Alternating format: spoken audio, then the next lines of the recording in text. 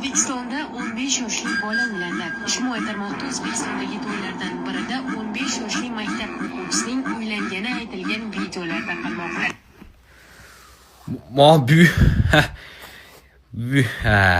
Sen shunaqasi biz ham yuribmiz, aka yuribmiz. Mashina charchashlar yo'q, mashina o'rtada.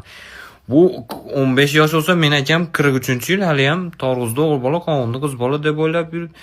Qishlarda eng mashhur odamman deydi, televizorga chiqqanman deydi, sunnat to'yin diskini ko'rib olib.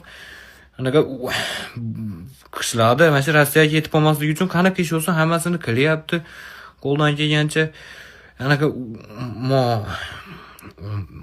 bunda bor narsa akamni. Endi yura olmaymiz-ku ma'ruzalarda qiyomat yaqin birodarlar deysa, biz ham uylanib ulguramizmikin deb u darajada ko'rmang, uylaning aka, tishlab olish kerakmi yo'qmi?